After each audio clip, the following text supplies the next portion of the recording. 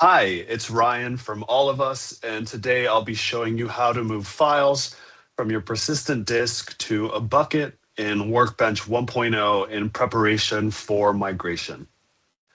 So first, we're just going to import OS so we can get some environment variables such as the bucket, and then also the Workspace CDR so I can create some test code and test files for us to move. So that's done. Next, we're going to look inside our persistent disk. There's two ways. The first way will show how to do that through code, and the second way will show how to do that through like a UI. So first, we're going to list out the contents of this home directory.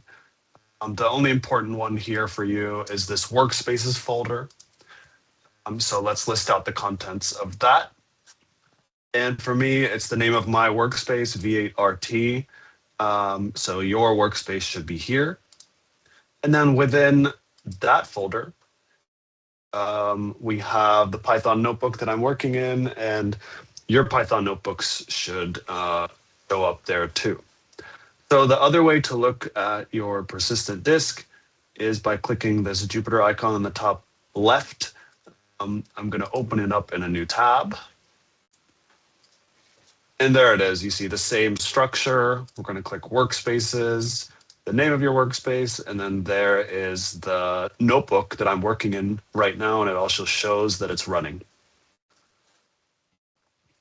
So next, I'm just going to create a test file inside the persistent disk, just 5 rows from the person table, and then I'm going to convert that to a CSV file. And that should output in my persistent disk.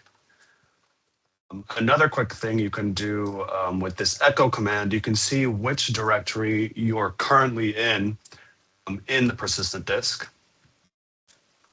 So we're in the correct one, this V8RT.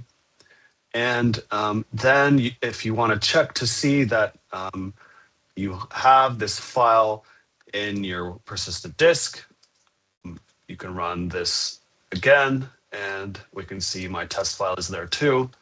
Also, another way of checking is by going back here, and there it is. There's the test file.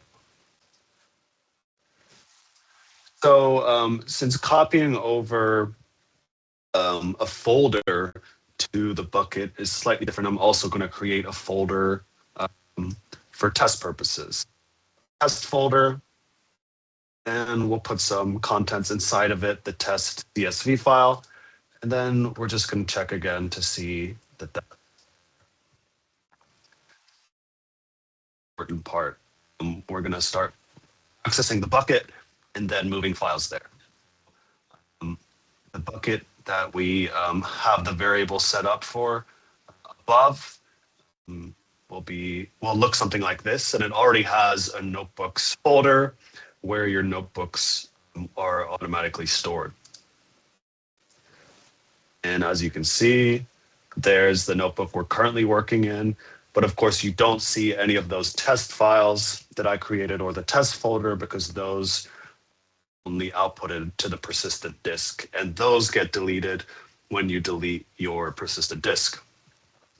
So to move them over, we're going to move over the test file first to the bucket, and you just do this command,